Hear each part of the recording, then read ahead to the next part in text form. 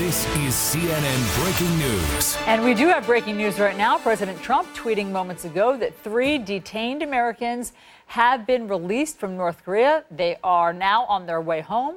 And President Trump says he will meet them when they arrive in the U.S. at about 2 a.m.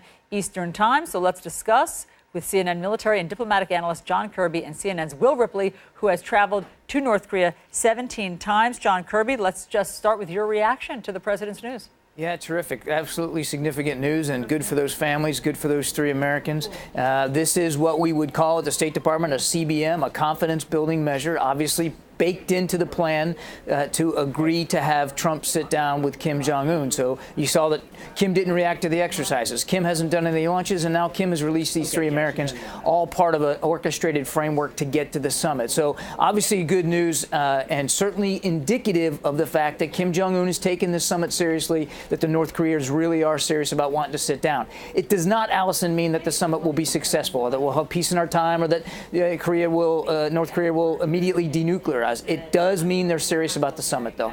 Will, you talked to one of the people who was just released. What did you learn about why he was there, what kind of person he was, and just how hard and fast the Korean grip was on him and the others?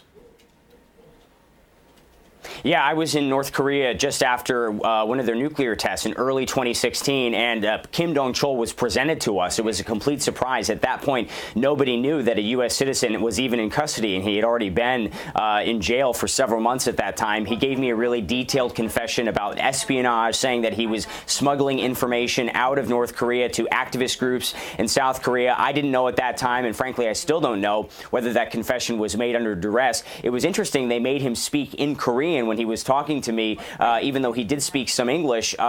We believe that might be because people in the next room were listening and writing down every word that he said. Obviously, all the rooms in North Korea are bugged. Clearly, he's been serving hard labor. The other 2 who were detained in the spring of last year hadn't actually been formally charged yet, so they might have been held in the equivalent of the jail as opposed to the hard labor correctional facility. But obviously, none of these 3 men were in very good conditions, even though President Trump's saying their health is good. Clearly, their families and they are certainly going to be happy that they're coming home right now. And so the larger implication, John Kirby, does this mean to you that Donald Trump has won over Kim Jong-un on some level? No. No, it doesn't mean that at all to me. It means that that Kim is serious about sitting down with President Trump, and certainly this is what we're getting in return for giving them a big concession, which is having the President of the United States sit down with the North Korean dictator, which is unprecedented. So this is a transaction, and we need to look at it that way. It is obviously great news, and I don't mean to diminish that, but it is a transaction that gets us to the summit, and it doesn't guarantee anything beyond that. Hey, look, if we're going to talk about people who are being held, I'll shed some clouds on this. You know, the Trump administration deserves kudos for this, just like with Otto Warmbier. I mean, they got people home that were not able, that was not able to be done by the Obama administration. 2 of these guys were taken under your watch with the Obama administration, John Kirby. But there are people being held in Iran.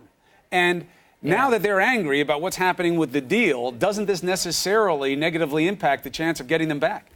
It does, actually, Chris. That's a great point to bring out. I mean, the Iran deal getting scrapped yesterday means that the Revolutionary Guard and those that are holding those 5 Americans in Iran are not going to be necessarily inclined to look for their release or to try to work for their release. And it's going to be much more difficult for this administration to negotiate their release, because we have violated now a commitment, an international commitment that we made. So I have to wonder that the families of those 5 Americans are looking at today's event.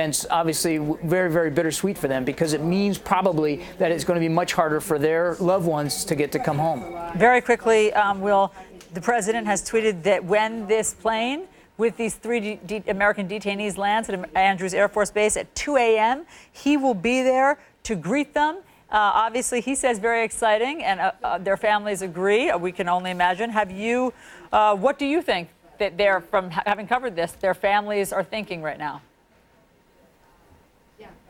Well, obviously, the last few days have been excruciating for the families. Remember, it was less than a week ago that I spoke with an official who told me this release was imminent and that the North Koreans had actually decided 2 months ago they were going to do this. But at that time, the U.S. said, we're not going to conflate the denuclearization issue with the release of these Americans. This is a goodwill, good faith gesture ahead of the summit, but it's not going to get any nuclear concessions on the part of the United States. Apparently, those are the details they were working out. But it has been truly extraordinary to listen to the press reports coming out of Pompeo's visit in Pyongyang, going from threatening each other with nuclear annihilation to they had a lunch today where they were toasting each other, and Secretary Pompeo saying that the North Koreans have been great partners in arranging this summit. It's just a truly extraordinary turn of developments. And let's just remember, this is the end for us in terms of waiting for them to be brought home. It's just the beginning for them. They were under horrible conditions, emotionally, physically.